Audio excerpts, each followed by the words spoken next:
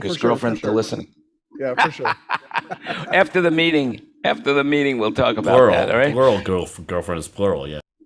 Right, well, hey, I think we're on the air, Jan.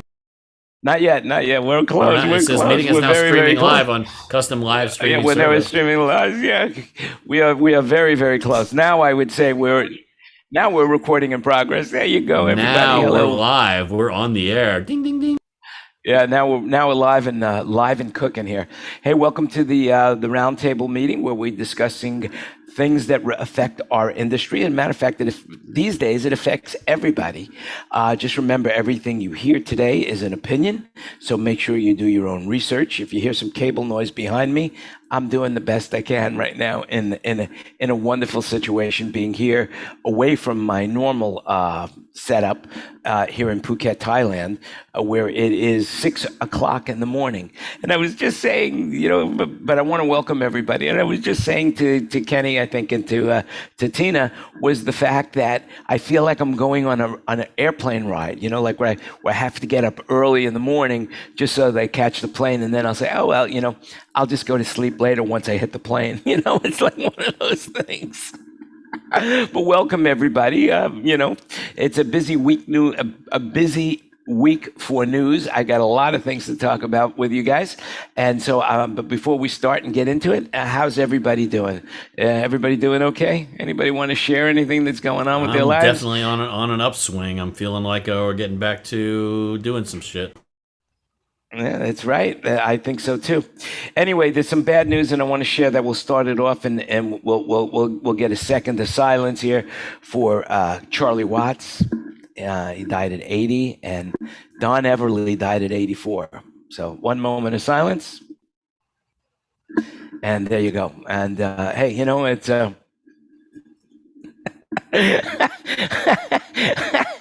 for all these guys have done for our industry, I mean, the Everly Brothers and the Rolling Stones, it's, but they lived long lives, they lived a long life. We should all be so lucky to live into our 80s like that, right? I think so. Anyway, the best news, I guess, of the day is the FDA has approved the Pfizer vaccine, and now it's officially approved. So anybody knows what that really means? Does anybody know what that means? Less people are going to get vaccinated now. No, it means that people will go, oh, great. Now the government, condones it even more so. There's just the people that don't trust vaccines, I think, often don't trust the government also. So FDA is part of the government. So does it mean anything to a lot of those people? I think not. It's unfortunate for them. It's really unfortunate. Well, what it really means is now official organizations like the military now can mandate that everybody get the vaccine. You'll see more and more government agencies throughout the United States make it mandated that now you have to have that vaccine. School, Brian, you know more about this than everyone else in the room. So why don't you? I know I'm putting you on the spot, but you deserve it. I mean, whether it's officially approved or not, that doesn't affect whether the mandates come through. But it's the liability protection for the manufacturer that they've got an official approved vaccine. So it's just the steps. I mean, all of them are going to be that way, and then they're just working on the booster shots that are going to come behind. The big determination right now is how long can you go before you need a booster? Yeah, that is a concern to everybody here. Has anybody gotten the booster in the room yet? No. I was also wondering, Brian, is there a minimum amount of time before you're allowed to get your booster? Because I've heard from some friends of mine that say, hey, I'll take a booster right now. And it's only been 4 months or 6 months since they got the initial 2 shots. And that is body to body. Right now, what they've been doing before they do the boosters is checking the antibody levels. So with my rare disease that I have, we're finding that if you're on a medical protocol, that's prohibiting the shots from being active.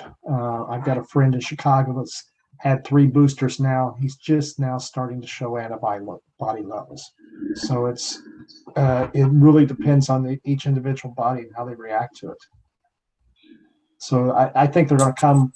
The initial statement was a year, was what they thought the shots were going to be good for. So I think that's what they're targeting. But if you have an immune suppressing, an autoimmune disorder, and you're taking immune suppressing drugs, they've already approved the boosters for those. We, my neighbors down the street all went down and basically lied, said they were all immunocompromised. They got this shot 3 days ago, and they got it a week or 2 after I had mine.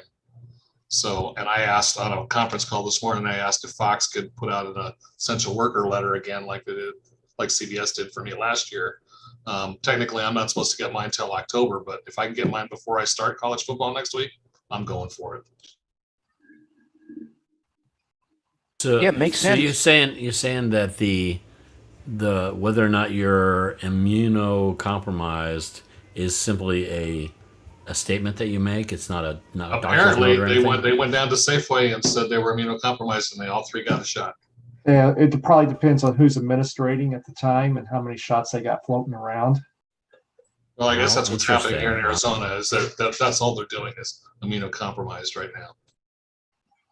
Yeah, it would seem to me, and I'm just guessing, and maybe you guys have some ideas on this, and of course somebody could Google it, but it would seem to me that if you live in a red state, which Arizona is a red state, it's probably easier for you to get vaccine. There's probably an abundance of vaccine in your state, so that it would be a lot easier than, let's say, California, where David is, where everybody's getting the vaccine. What do you think? Well, what do we know? Is that vaccine? Are you getting like the same shot as number 1 or number 2? It's exactly the same. And my wife Myrna has immunocompromised, so she had to make a reservation. It's going to be 2 or 3 weeks before she can get her, or 2 weeks, I think, before she can get her shot. Walking up and asking for a shot is one thing, but if you want to make a reservation, it's not tomorrow. Yeah, because I think we have to worry about this because, like, for example, Israel, that was the model, they like, what is there, 80-90% of their people were vaccinated, and now they're having now one of the highest infection rates in the world. So I think that the booster shot is going to be very important. And I read an article that says that you might be able to mix and match. So if you've got the Moderna, the 2 shots of Moderna, you might be able to get the Pfizer shot, or you might be able to get the AstraZeneca shot. But I know I would only feel comfortable getting the Moderna shot. Somebody down the street just did that. They got the Pfizer shots and they just went and got the booster as a Moderna. So I won't do that, but somebody I know down my street did that. Well, and I think it also depends. There is a difference between the side effects because I'm on J&J. So if you do get exposed to it, the side effects are different based off of the shot that you originally received. So, but they were initially suggesting all the immune compromised get the J&J because it was quicker, faster, and it was only 1 shot. Yeah, I just read an article about that, and I think it was in the New York Times, and I thought I posted it into my notes, but I can't seem to find it right now. But that it did say that Johnson & Johnson would require a booster shot as well. Yeah.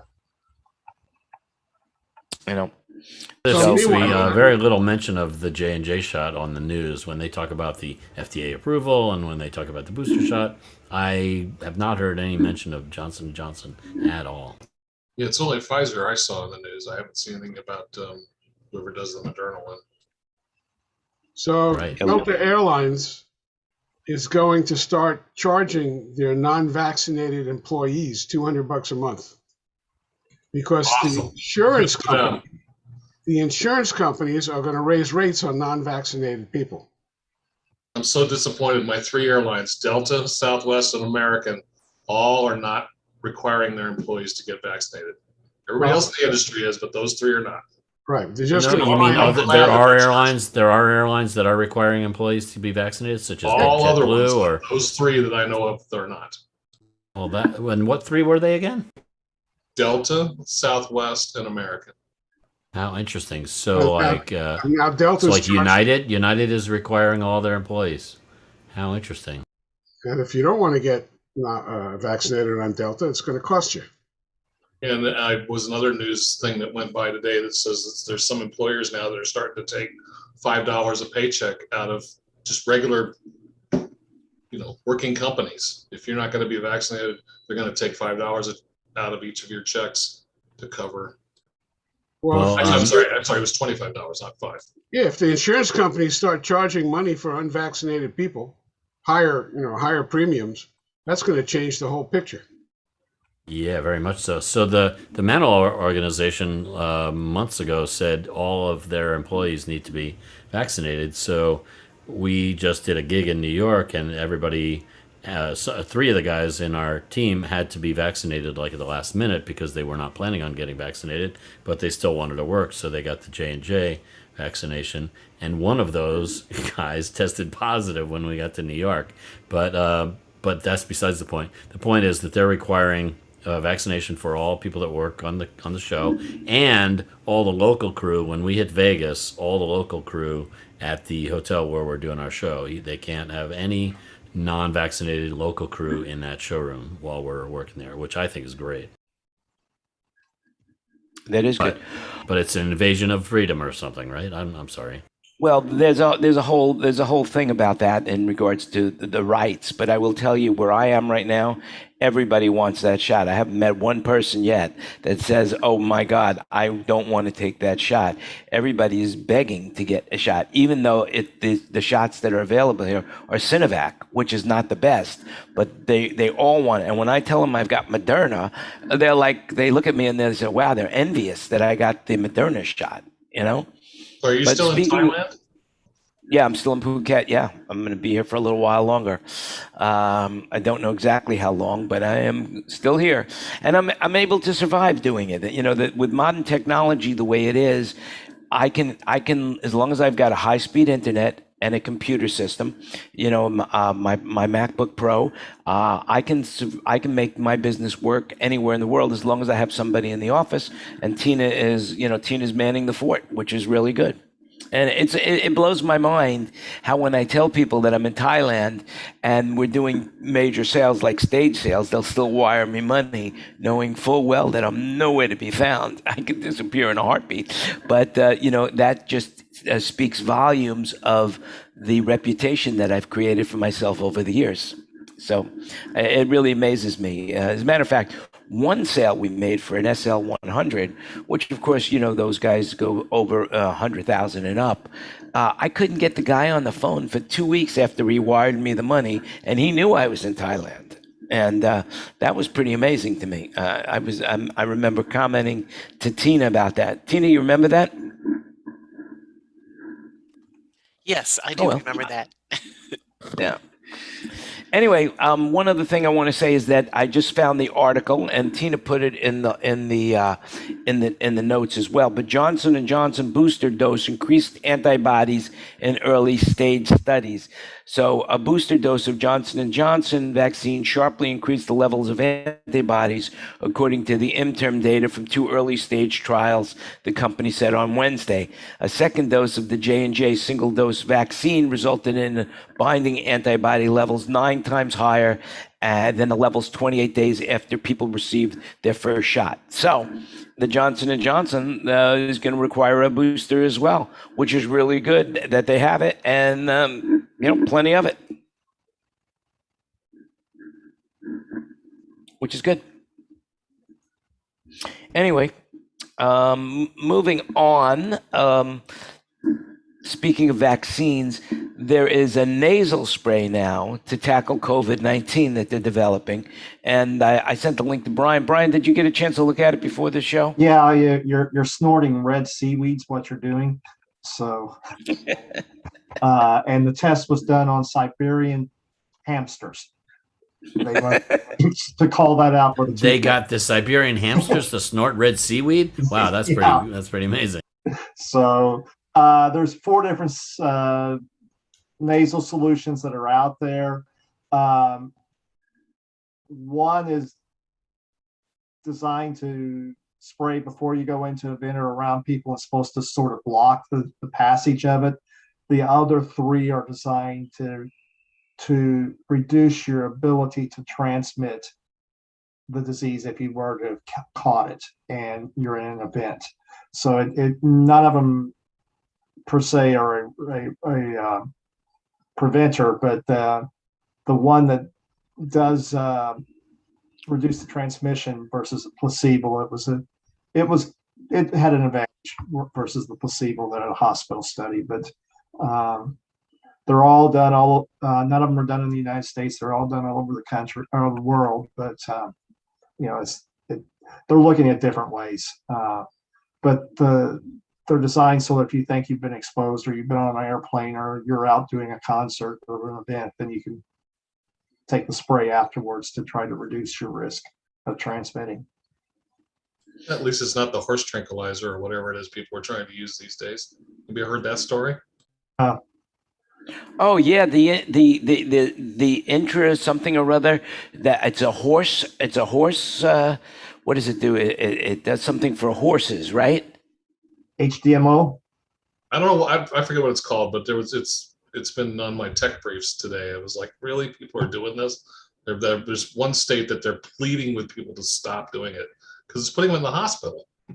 Yeah, I think it's one of the southern states, Missouri, and that's because Fox News is actually Fox News. I was listening to on Rachel Maddow, and she was talking about it, and I forgot the name of it. It's something to do with horses. It's some sort of horse medicine, and Fox is promoting it. Steroids they use. That the people who are not taking the vaccine because it's unproven might have the common sense to say, this horse dewormer or whatever it is. That's it. That's the horse dewormer. Yeah. It's amazing that they won't take the vaccine and they'll take, because Fox, so basically if Fox goes out and starts saying, hey, listen, take the vaccine. I mean, I don't understand, because I bet anything, and I will bet anything, that every one of those hosts on Fox has been vaccinated. I would bet anything on that. And yet they won't go out and talk about it. Trump just said in his own speech, get vaccinated, and they booed him. Yeah. I mean, these people are hopeless. Yeah. It wasn't. They just have their reasons that they don't believe this vaccine is everything it's cranked up to be, and they have a certain fear of it, actually, right? Yeah, I mean, they don't trust. It's not trusting because there's too much misinformation out there. So here's a conversation I got into with a friend of mine who is, I think he's kind of anti-vaccine. He hasn't gotten vaccinated yet, and he doesn't plan on it, I don't believe. But he was actually distrustful of Dr. Fauci and trying to tell me that Dr. Fauci's everything Dr. Fauci does is politically motivated. And I said, I'm sorry, but I disagree. I have a feeling. I mean, my impression of Dr. Fauci is that he's medically motivated. He's motivated by science and trying to keep citizens healthy. Anybody have any insight on that? Again, it's the right-wing media that is promoting that, and that is the problem. There's so much misinformation, and then of course they think that that's the right information, and there's nothing that anybody can do. This particular friend of mine I do not believe that he subscribes to right-wing media at all, but he just doesn't trust the leaders. He doesn't trust Dr. Fauci, for example, and I happen to point out, I said the leaders of our country I am trusting them that they are doing what is best for the citizens, and in particular Dr. Fauci, I believe, is doing what's right for our health, and he just totally disagreed. What people bring up when they talk about not trusting Fauci is the fact that as the science learned more, the instructions changed. Initially, Fauci said masks aren't necessary, and so they keep bringing up the past and forgetting the fact that in the present, there are other things proving he's right. Right. I'll give you one example. I don't understand why they can't wrap their minds around that concept of science changing as they learn more. I guess they just don't. They're so distrusting. I'm looking for this meme that I got that talks about science, Anyway, Well, okay, hold on. How are you supposed to trust the guy that overturned the moratorium for the study of COVID-19 here in the U.S. and by himself, okay, overturned the moratorium and paid the lab in Wuhan, Wuhan, yeah, right. $3 million, $3 million of our money to continue the study of COVID over there. How are you supposed to trust that? That is where. First of all, where's all this information coming from? Do I trust that information? First of all, and second of all, I trust him. You know what? He's a government employed scientist or medical professional. Come on, Kenny. Dude, they still haven't even told us who killed Kennedy. Okay, Bay of Tonkin, Bay of Pig. Oh man, fucking no, seriously, Bay of Tonkin, Bay of Pig, Cuba bullshit, Iran, Iraq. Okay, oh yeah, weapons of mass destruction. How many did we find? Zero. No, Michael, so I get it. You're less trusting of the government than I am. Sorry. Michael, you've got a very good point. I was a United States Marine for 8.5 years. I was in it. Yeah, I mean, you've got a good point. You've got a good point, and that's what we're talking about. That because we're all coming from a different information scope. What we're hearing, and it gets amplified by different information. Do we know that Fauci actually did that? We don't. We don't really know. For example, it actually has been documented. Okay, so right now, as the last study just came out from the, I believe it was from the Senate Intelligence Committee, or that they couldn't figure out. They couldn't figure out where the origin of COVID came from. It was a major U.S. study. But you're 100% correct. The government doesn't always tell you everything, and they tell you what it is they want you to know. So yeah, there's a lot of misinformation out there. But you have to trust Dr. Fauci because he sounds like me. And if he sounds like me, he must be trustworthy. That's all I can say. But I'll give you one bit of information, okay? So it was just reported in the New York Times that those anti-COVID barriers, those plastic things that they put up everywhere right now, so that when you go to the bank or you go to, you're sitting in front of somebody, that there's a COVID barrier right now, those plastic things like they did in the casinos. It says that not only do those barriers not help, but it makes things worse because it seems the COVID virus sticks to those things. And it prolongs the life of the COVID virus. But they didn't know that. They just thought that they would stop the spread by people breathing on other people. But it turns out that might not have been the case. It might have been a way to spread it even more. I'm 100% behind that. As we learn more, things need to change. I mean, at one point we thought the Earth was flat. At one point we didn't know that there was Neptune. Whoa! What do you mean? We once thought that way. I still think that way. Are you kidding? Hey, are you kidding? I see. Yes, I look out the window. We learn more. We're just starting to learn that most likely our planet, our civilization, that there were civilizations before what we ever thought. We're learning new stuff. Things change. Absolutely. Okay, but come on, man. Let's face it. Our government hasn't been straight, hasn't been right, hasn't been good in quite a number of decades now. There are different sources. There's sources from politicians. There's sources from scientists. There's sources from military. You have to decide what sources are more accurate than others. And politicians are the worst because they're totally in it for themselves. Very few are in it for the people. But scientists are different. I trust scientists more than I trust politicians. I trust scientists more than I trust the military. Agree 100%. Yeah, I do too. I do think that we have to even be mindful of that, though. Who's paying them? Is the college paying them, or is Big Pharma paying them? You know what I mean? I just watched the thing last night with the number one doctor out of Texas A&M, and vaccine and all that kind of stuff aside, he is absolutely livid that there's been zero talk and 2 whole papers out of a year and a half, 2 whole papers published about the care of us while we have COVID, what to do for us, what to give us, what to help us with. There's been 2 papers. Every other paper after those have been deliberately squashed by somebody. And the dude is livid. He's like, how do we as doctors, he was addressing a doctor conference. He's like, how do we as doctors put up with this?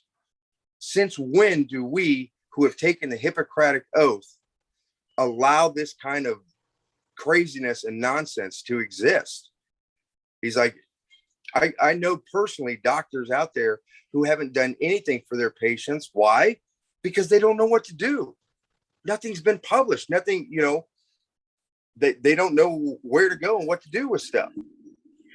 Well, that's a staggering thing that you're saying, because I find that that's something that staggers my imagination, especially like right now. I mean, you're in Houston, right? Aren't you in Houston? Yeah. No, well, right now, today I'm back in Dallas. But well, first of all, I want to say hi to Ray Harris. Ray is listening today. I know she told me she was listening, so hi, Ray. And what's happening right now in Houston is that 3 emergency rooms had to lock down their rooms because of COVID-19. They have too many patients right now, so they can't take any more patients in the emergency room in Houston. So what's going on over there? I mean, even your governor got COVID. Yeah, well, Jan, I mean, here's something else that it just seems to escape everybody, even though it's been said over and over. Everyone is going to get it. It's just like the flu. Everyone is going to get it. Maybe everyone. Well, I disagree with that. Oh, okay. Well, you can disagree with it, but I'm telling you, the facts are going to be the facts. The reason it keeps marching on is because everyone is going to get it. But why is it that 99% of the people who are getting it are unvaccinated? And here's one of those sticky points of, okay, where's that number coming from? Because, the hospitals, the emergency rooms, everywhere. I mean, those are scientists. Those are facts. Those are facts. But here's another fact that for every one person that gets documented having it, they say that at least 4 others have already gotten it and gotten over it.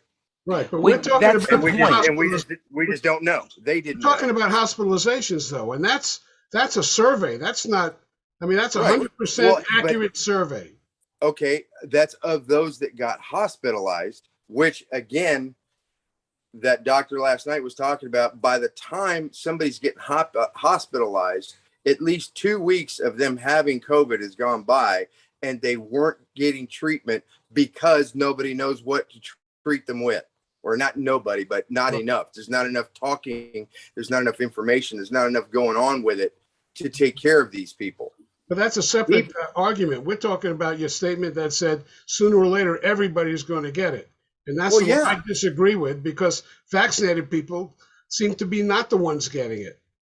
Well, I think the numbers... David, I want to say something for Michael on Michael's behalf right now, because some vaccinated people are getting it, but it's a very mild case. They're just not getting hospitalized. And by the way, we're talking percentages. We're talking percentages. Yep. So when you say everyone, you mean 80% or something, and when we say everyone, we mean 20%. No, I mean, but the percentages can be very misleading, is what I'm saying. Yeah, but it just goes on. I'll go with you on that, dude. I'll go with you on that. Thank you, Ken. I love it.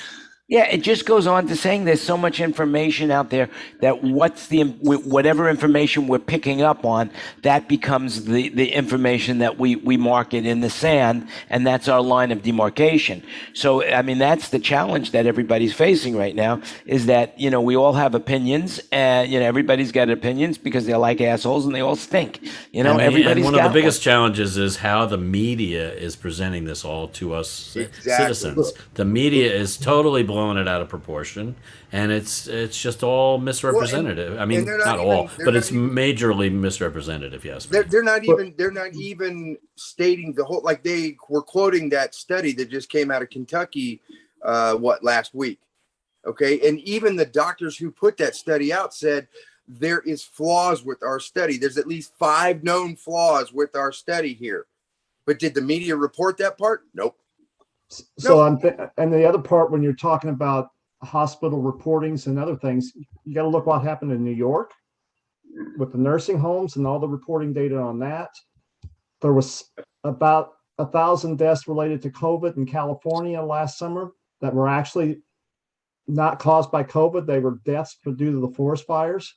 So, I mean, there's a lot of those. You got a lot of this miscoding too. So, I mean, everybody Makes it hard to trust anything. You just got to research the shit out of it. It's a mess. And that's why I got to interrupt you guys right now. I got to say that's why you got to tune into this group, because we are giving you the facts. That's all there is to it. No, This these is are the not facts. facts. These are possibly facts.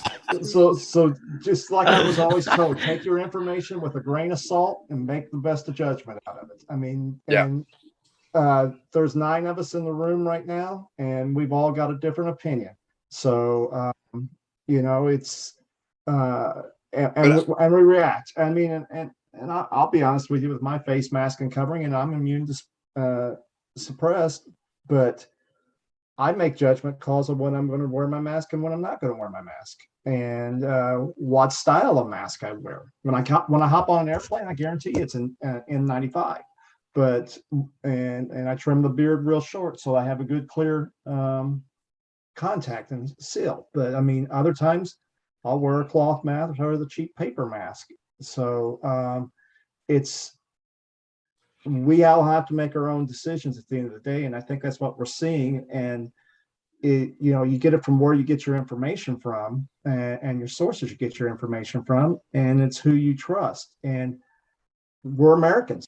Not everybody's going to agree with Dr. Fauci.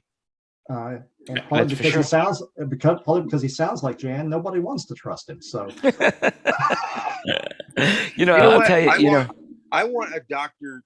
I want doctors to talk to me about it. And this is what I've been actually, going out and looking for and listening to lately is doctors who have zero political affiliation.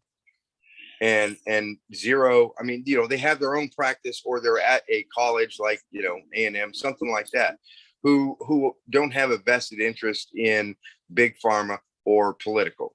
There was quite a few that were. Their interest is taking care of us and figuring out the problem. And right, that's there was quite a few that were a part of that, and they shut them all down. They wouldn't let them talk about it. Yeah, I know.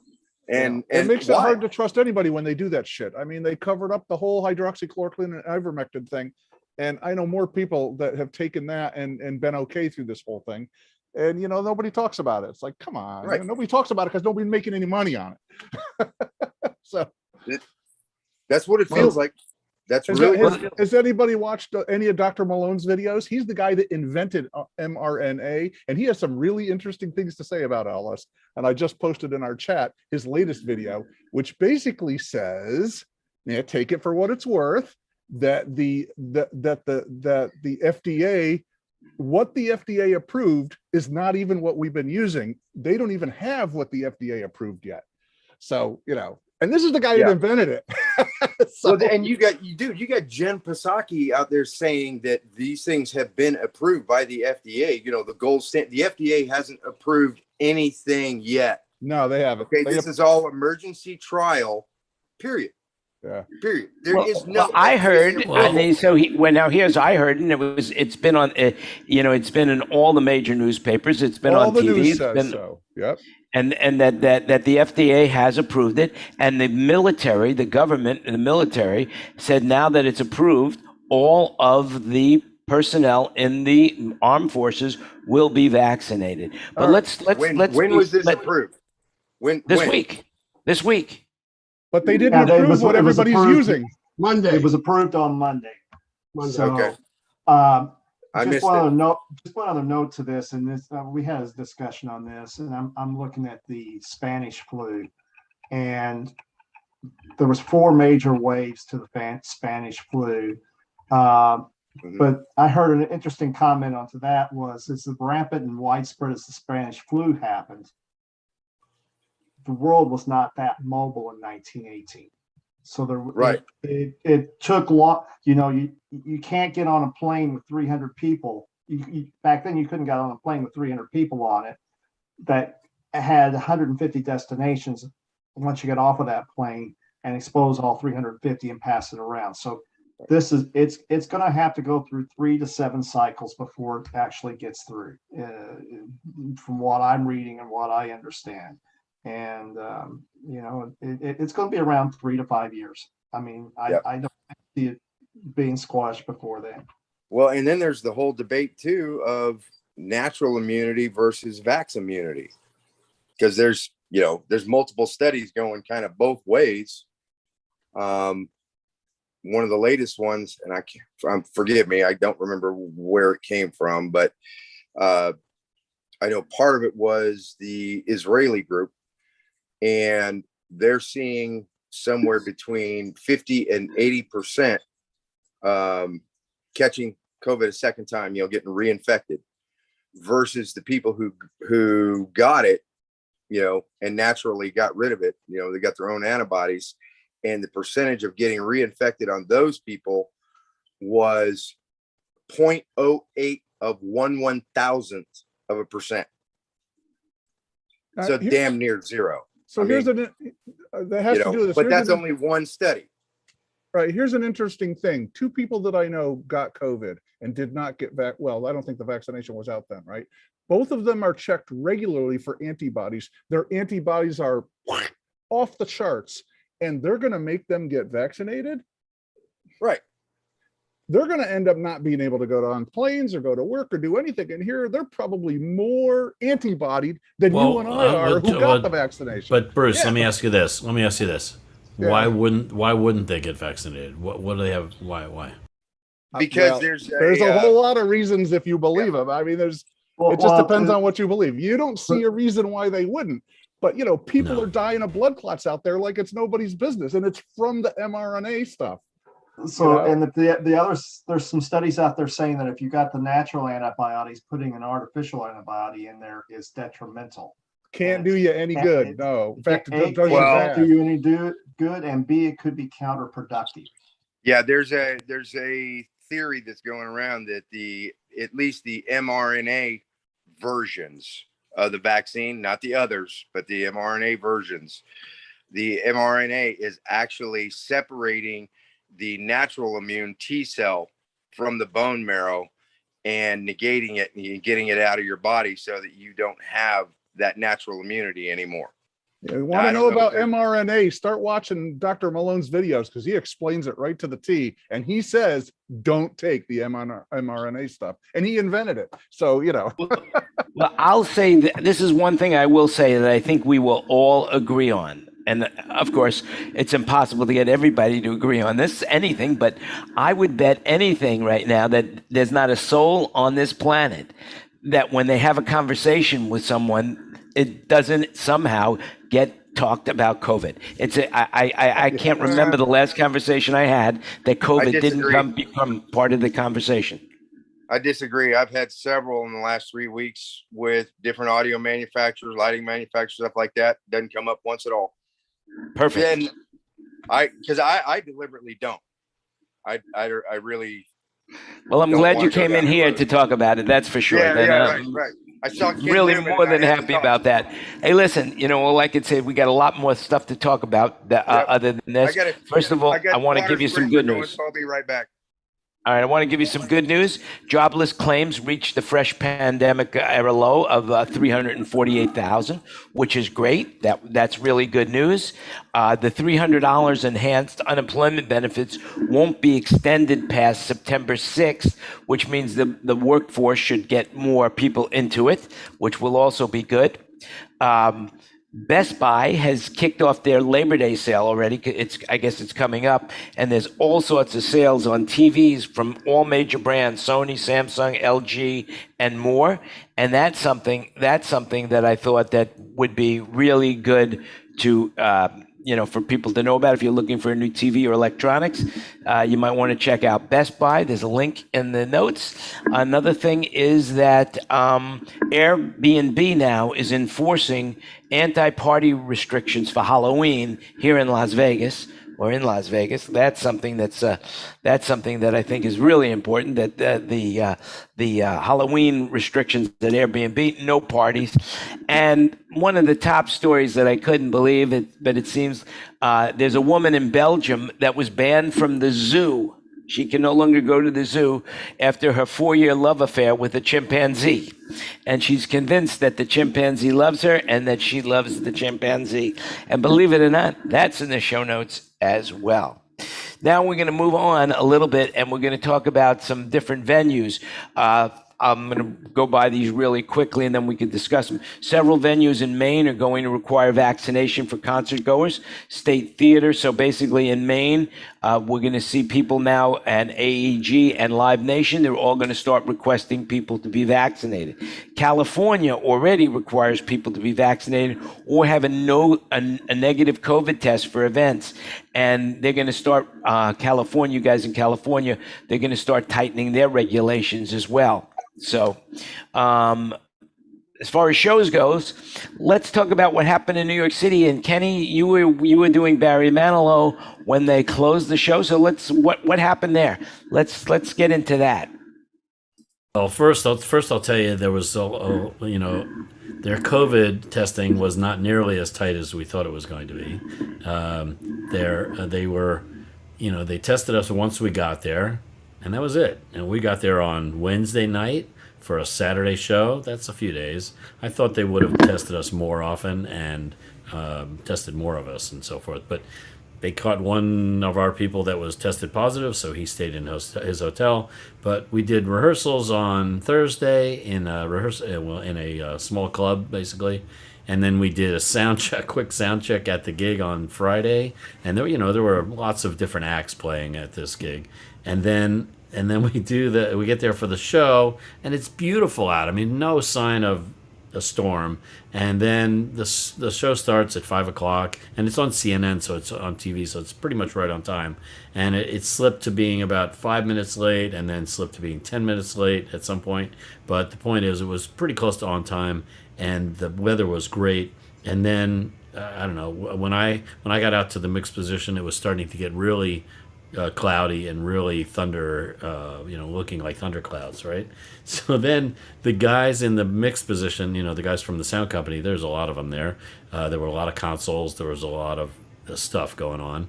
And they said, okay, I just want to warn you, there's talk of stopping the show. And I thought, oh, okay, well, if they stop the show, they'll tell Barry, and Barry will tell the audience, oh, we have to go to our cars or whatever, something like that. That's what's going through my mind. So I didn't sort of pay any attention to it. So then we start our show, and about 5 minutes into it or something, I'm like, I got my hands on the faders. I'm trying to make it sound like something. It's not working. And all of a sudden the sound of the band just goes away. It just dies. I'm like, okay, I've been cut off. And then you hear a voice announcing, you must go to your cars and seek shelter. There's lightning, blah, blah, blah. And it's a 20-second long announcement that this guy makes. And the band was still playing and everything. It was pretty bizarre. I've never had that happen before. They always talk about you're going to get cut off if, fill in the blank, like if you're too loud or if you're too this or too that. But this was the first for me hearing, seeing the band still playing, and I got nothing because somebody behind me muted my console's output, and it was very bizarre. And then I watched the TV version of it last night, and the TV kept it on much longer than they did at the venue because they kept it on as long as he was still performing. He went on another 20, 30 seconds before he realized that everybody was starting to leave, and there was this announcement happening. It was very bizarre anyway. So if you guys saw it on CNN, that was the cleaned up version of what happened is what you saw on CNN. And in person, it was very abrupt, right in the middle of a song, right in the middle of a phrase. He was just singing 1 minute, and the next minute, nothing. We can see him singing, but we can't hear him. It was very weird. I have some questions, and I'm sure everybody in the room's got some questions for you. But let me start with the first question: how were they able to cut you off? How was that? Remember, how did that happen? a gig like that. At a gig like that, there's at front of house. I'm sure you've seen this, where there's multiple consoles. There were at least 6 or 8 consoles at front of house, because the symphony orchestra had a couple consoles, and the Journey had their own console, Killers had their own console. Anyway, and all these consoles feed into one production console, and they feed the feeds from all those consoles get muted as needed by the production console operator. And so just like they would mute our console in between acts, he just muted it when they told him to. So it's just like, boom, we're off. What was You know? the production console? It's a CL5. What were all of them? What would you say? Well, I'll tell you. So there were 2 main consoles for the main stage. There was the house band console and the other band console. And so the house band console was the one I was on, because we used the house band plus our. And what was that? Was that a CL5 as well? No, that was an SD7, a Digico SD7. Then the other main console for the stage was an SD7.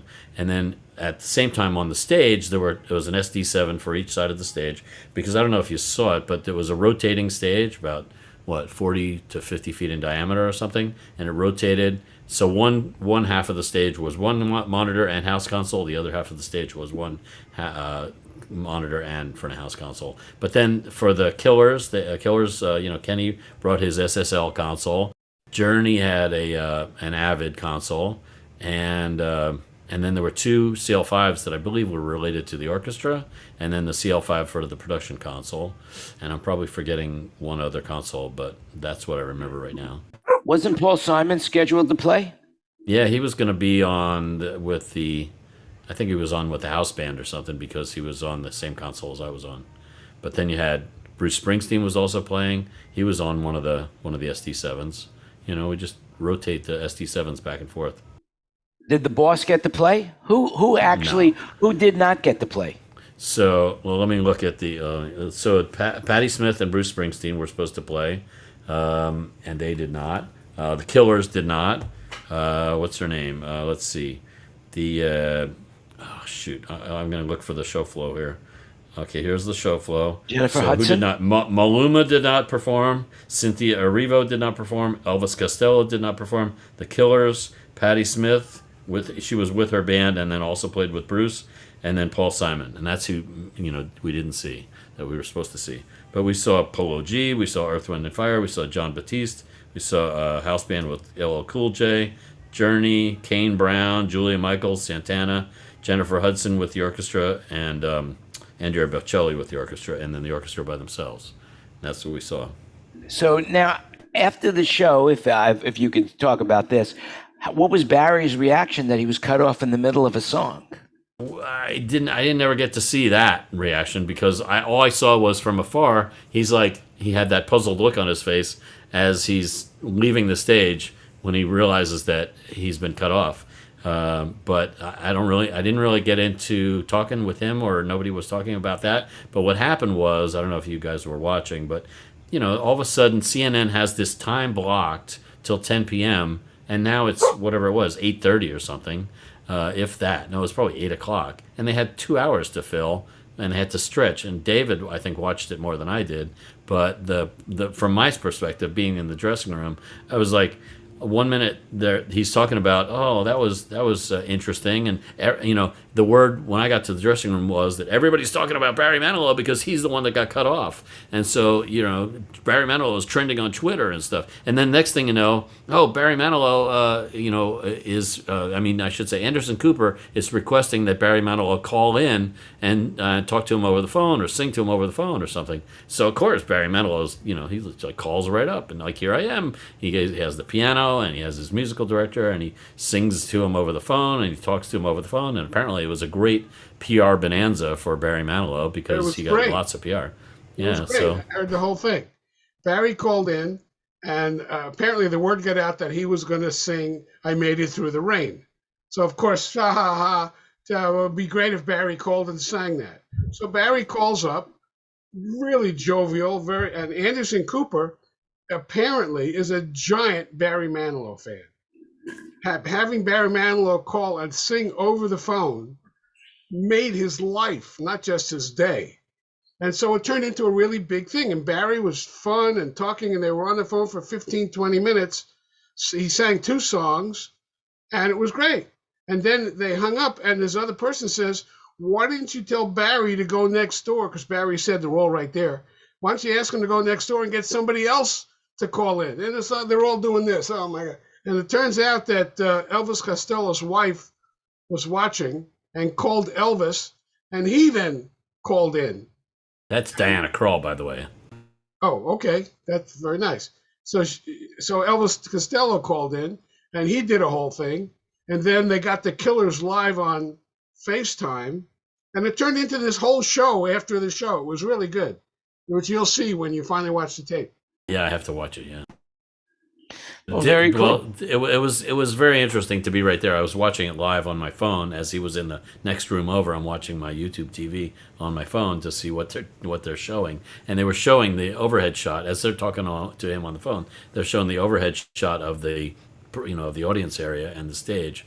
It was pretty empty. There was hardly anybody there, but it was just a very bizarre thing because of the.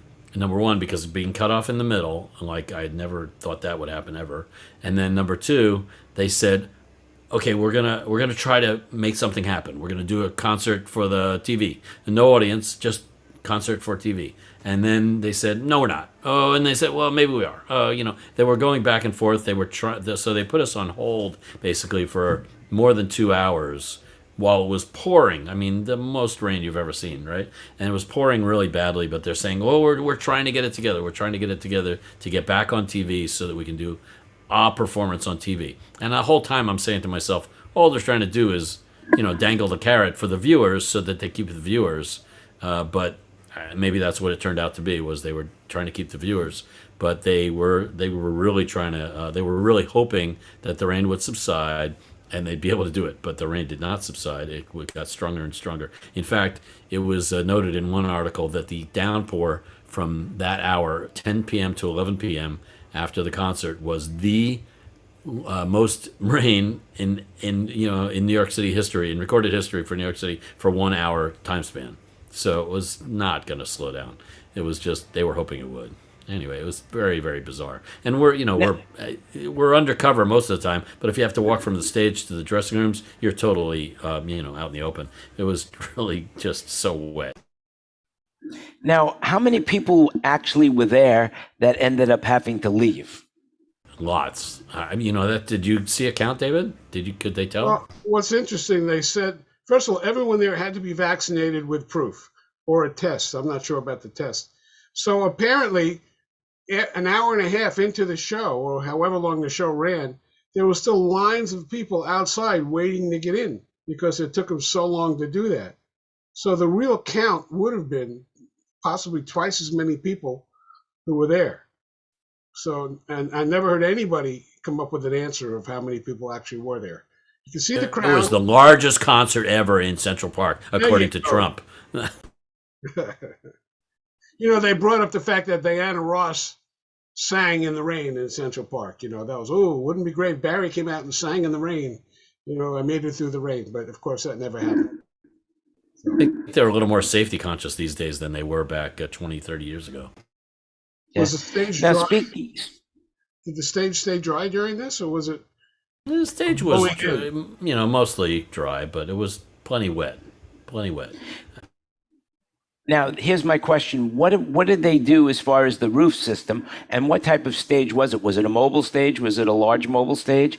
Did they have to lower the... It was a huge stage. It was not a mobile stage at all. It was a all-access constructed stage, a permanent fixed type structure, and it had walls and roof, and there was some talk towards around 10 o'clock as to can the roof even support all that much water being on it, right?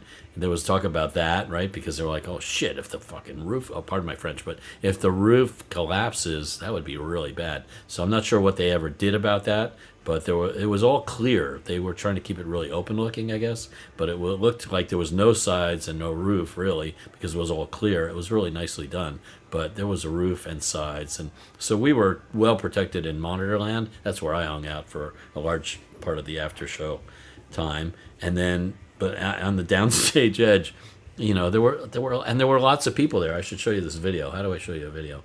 You go into share. You share your screen. I don't even have it on my computer though.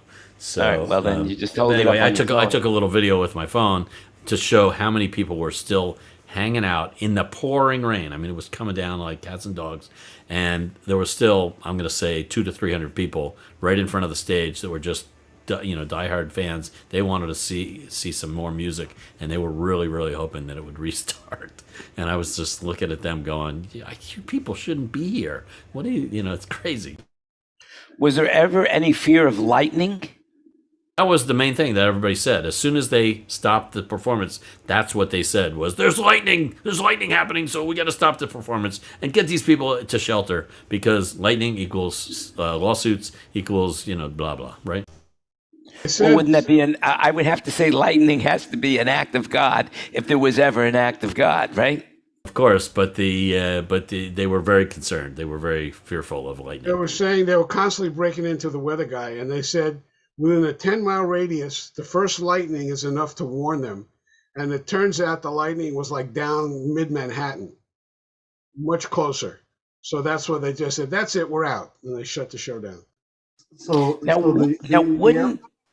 the airport rule on lightning is 5 miles. Once there's a lightning strike within 5 miles, they've got to clear the deck for 15 minutes until there's no lightning within 5 miles. And that's for that's an insurance policy thing. Hold it. You mean to tell me that if there's a lightning strike within 5 miles of an airport, the airport closes down? They got to clear the deck, so everybody has to come in, so nobody can service the airplanes. They can't guide the planes. They can't load baggage. They can't do anything. They have to get off the deck. Yeah, Dallas is real good at that. It happens all the time there. I think, has anybody ever been on a plane that's been hit by lightning? Yeah. Yep. Yeah.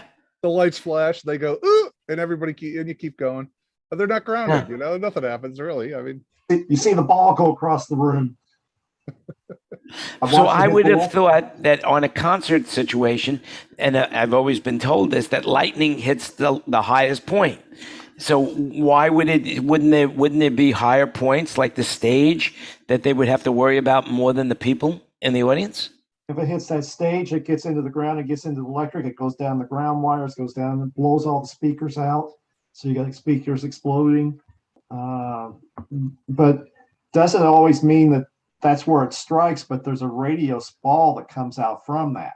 So that while you're not directly struck by lightning, there were 7 people severely injured up in Grandfather Mountain a month ago because lightning struck a tree 20, 30 feet away. Armageddon, man. That would have been Armageddon. That would be. Yeah, It sure did seem like those people in the audience were very vulnerable to any kind of lightning strike, because it was just a big field, a pretty large field, size of a football field or larger, and they're just sitting. There's no protection, no cover for them, and it just felt like they were very vulnerable. Did you see all the soccer players? It was 2-3 years ago, and lightning struck the field and it knocked all the soccer players out because the field was wet. Yeah, travel on the water. Yeah, when I was a kid, we had people across the street from us had a big built-in pool, and we used to swim over there a lot. And it started thundering, lightning, and raining. We got out of the pool, and we were on the enclosed porch. And lightning, general rule is it strikes the highest point, but it doesn't always. And it struck the far corner pole of the chain link fence on the pole. It lit the pool up like a light bulb. It was just absolutely stunning and incredibly loud. Wow, that must have been quite an experience, Bruce. Oh my God, geez. it blew me away. I was just like, I was 10, I was just like, all of a sudden I started like, doing all my sins, Yeah, like literally, if it would have hit you, it would have blown you away. But it came close to blowing you away. Yeah, we was about 8 of us sitting on the porch watching the whole thing happen. It was just unbelievable. We were just waiting for the cloud to go over so we could jump back in the pool, but it didn't quite work out that way. I mean, and it's weird. I had a friend lose a house, and lightning struck a power pole 3 miles away and traveled down the power lines all the way to his house and ignite his house on fire. No kidding. Yeah, wow. So, and not the other houses along the way? No, he was a safety engineer for the electrical company, so he had a whole bunch of safety devices to protect his house on. And when the state fire marshal got done with the inspection, he said that he actually invited the lightning struck to him because he had his house so well grounded. But that was so. Well, Ripley's, believe it or not. Yow, that's amazing. So that's, I mean, the 5 mile rule is, and that's not uncommon. Is once it's within 5 miles, you have an opportunity for that lightning bolt to come towards you. Yeah. I want to see an episode of Mythbusters dealing with this. That's all I can say. Well, it was quite an interesting event to be at, what with all those different artists and all that stuff, and then it was interesting to see the aftermath of seeing a concert stopped right in the middle. It was kind of a rare type of concert where these performers are only doing 5 or 10 minutes each, and just a few of them. It was pretty bizarre. Was the show in Central Park? Yeah. That's the only big It seems to me. It seems to me next time they're going to do something like that, they should have a contingent where the artist could go indoors and perform on an indoor stage, so that at least CNN would fill up their time. Wow, you know how much that would cost to have that happening? That would be prohibitive. The union costs alone. And you should have seen the complexity of this gig. I mean, it was a regular, very complex gig. There was a lot. Who's the production manager? That's a good question. I know the audio producer was a guy named Paul. Forget his last name, but there were a lot of in charge people, and there was a lot going on, and there was a lot of planning for it, and apparently no planning for what would happen in the case of a lightning. I guess that's one of the contingency plans you just don't think about, especially, you would think that a production manager of that magnitude would own a copy of the Farmer's Almanac. They would look it up. Yeah, it was really, really bizarre. There were lots of crazy things that were going on relative to this show that were like, really, we're doing this? Really, we're doing that? But when it was supposed to happen, rain or shine, but then it rained and they stopped it. So it was like, wait, what? It just all reeked of bizarreness. It's been 30 years since a hurricane trekked up that far north in that area too. So. Yeah, I guess Damn they were really. I guess Damn that climate change. The universe was really out to make Clive Davis look bad or something. I mean, that was what I was saying the whole time. Was it's a concert produced by a record company executive who happens to be nearly 90 years old. What could go wrong? That's it. There's a lot of people because that he's would not probably exactly a think concert that. promoter. I mean, by the way, Live Nation was involved, but they weren't the main driving force behind it. So it was a lot of Live Nation people there. By the way, have you seen the water cans that Live Nation? What's it called? There's a brand of water, canned water that they're using, and I forget what it's called. Have you seen that by any chance? No. I guess not. It's death, something about death, and it's like deathly water. So it's very bizarre. Well, there you go. Thanks for sharing. Somebody Google that really quickly while we're still here on air.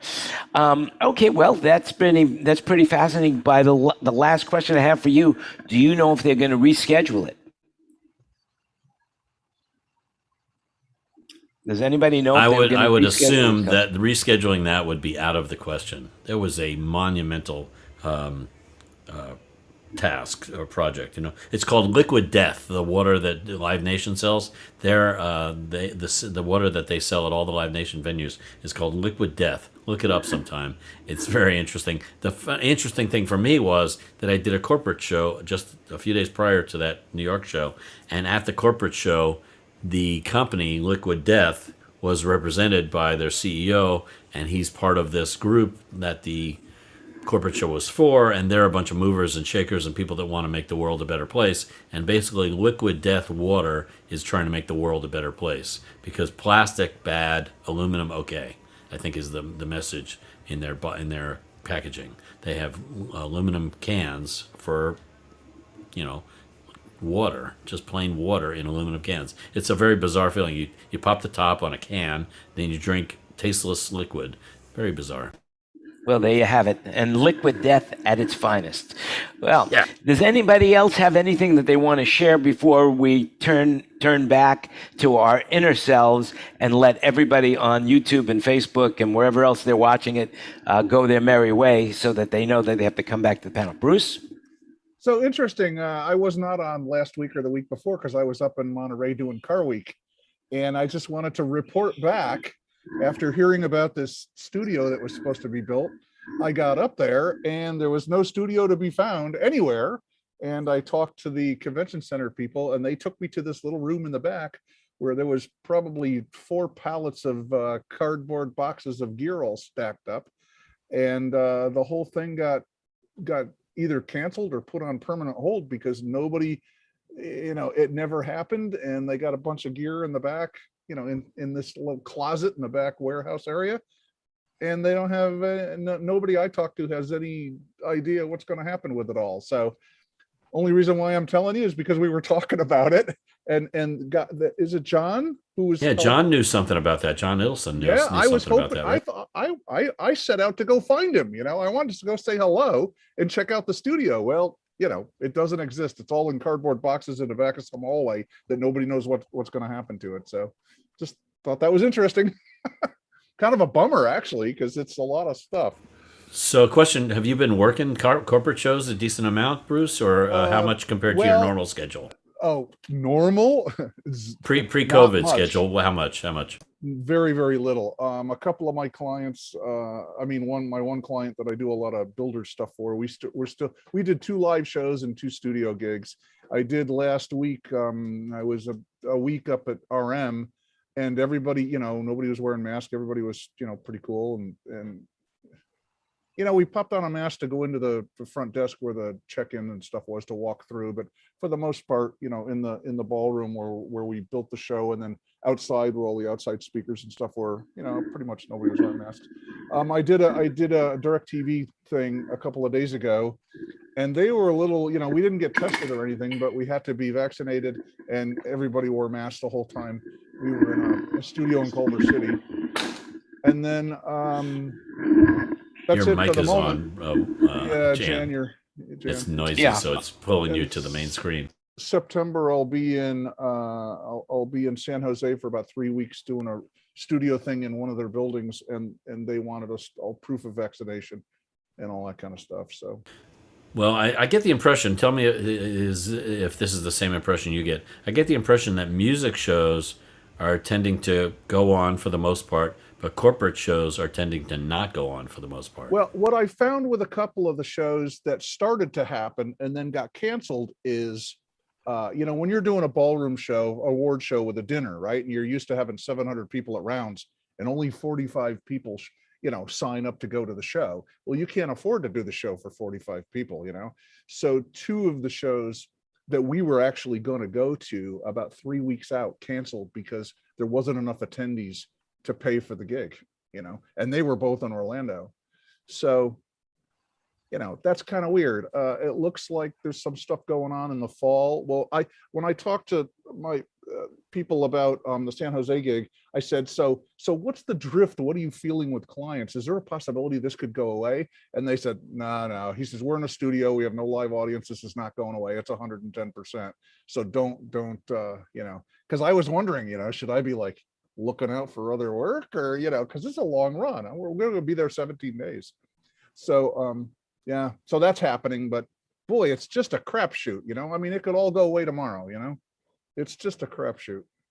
But at the same time, the music things, like for instance, Vegas seems to be 100% gung ho. Broadway seems to be gung ho. Yeah, and with a few exceptions, I heard Garth Brooks canceled, 9 Inch Nails canceled. I think I heard some other ones that I can't remember right now. Neil Young dropped out of Farm Aid. Jason Isbell and Yola Sight. Florida Georgia Line Consuls canceled out. BTS canceled their tour. Buku, I don't even know what they are. But the VidCon canceled, right? AV Concepts was out booking labor for VidCon and called me, and last week that canceled. What about, is NAB still going on? I got my passes yesterday, so I haven't heard. As far as I know, it's still on. According to the tech brief I got on my tech brief yesterday, it said that they're kind of not really sure now. It was supposed to be going gung ho, but all of a sudden with this variant, they might be going online. So the governor of Hawaii this morning was pleading with people not to come to Hawaii. He was really pleading, But the hotel that I stay at all the time just sent me a discount coupon this afternoon if I book and stay before December 31st. So How Yeah, interesting. South Korea is in bad shape right now because my son's in South Korea and we want to go see him before his year there is up, and we can't get in at all. It doesn't matter. You can't even quarantine to get in. They just won't let you in. So Yeah. it's just crazy. Well, where I am in Thailand right now, there is no flights. All the airspace over Thailand is locked up for domestic travel. Now they're still allowing international flights into Phuket, where I am, and it's one of the safest places on earth from COVID, because in order to get here, you have to go through a myriad of different COVID precautions.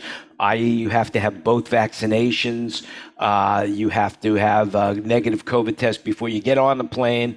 You have to, when you come here, they give you a COVID test before you leave the airport, and then you go into quarantine until that test comes back, and then you have to have 2 more tests, 6 days here and 12 days here, and you have to stay in a quarantine hotel. So they're keeping it very, very, very, very, tight to the vest, and so it's safe. But on the other hand, at 10 o'clock at night, there is nothing open. It's like a ghost town. Even the 7-Elevens are forced to close, and they can't sell any alcohol after, I think, 6 o'clock at night. So, and no restaurants are allowed to serve alcohol unless, of course, they're owned by someone who is higher up in the government that will allow them to serve it in coffee cups.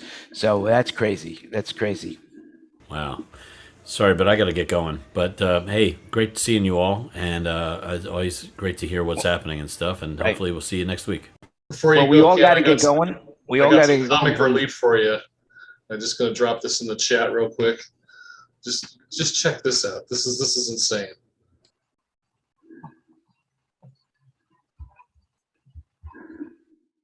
Okay, so just to fill, man photographed as baby on Nevermind cover sues Nirvana. yeah, for child pornography. I saw that. I saw that article. I can't believe it, because they say the baby was naked, but you see in the photo now, they've cropped out the baby so you can't see his genitals. And the guy, I mean, for years, the guy, if you read the article on and you see the pictures, for years, the guy that's the baby in that, he's been living off of it. Every year he puts out his own picture of himself, but he's dressed. Because of course you can't put a nude man on the news, and now he's suing them over this. I can't believe it. It's like unbelievable. This is It's like the McDonald's coffee incident. Yeah, it's like the litigious society. I wonder if the group here thinks he will win that lawsuit. I don't think so. He's saying it's child pornography, and of course the rule. It's the reason he says it is because they superimposed a dollar bill that he's swimming towards. That's why they're now saying that. But that album's been out forever. I mean, 20 years or something like that. I got to go too. Take care, you guys. All right, guys. Jan. Anyway, thanks for coming, everybody. I'll tell you what, let's go offline. Let's go up to Facebook and YouTube. I want to thank everybody who's watching on Facebook and YouTube. Just remember, you can join the panel. All you got to do is send us an email or put a comment that you'd like to be invited, and we will do that for you. And just remember, everything you heard today is an opinion. So if you like what you heard, you could believe it. If you don't, Google it. Make sure that you understand what you're actually liking, what not liking. Just remember this. I'll say there is nothing common about common sense, but use your common sense if you got it. And the last thing I'll say is, remember, you make it happen. So come and join us next week again, 4 o'clock. After we get off, I'll talk about that. I think the time seems to work for everybody. The other thing that I will say is, like I said, make it happen. Stay safe, stay healthy, and thanks for coming, and enjoy the rest of your week. And good luck with everything that you do this week. May you be successful and stay safe and healthy. And we'll see you again next week. All right.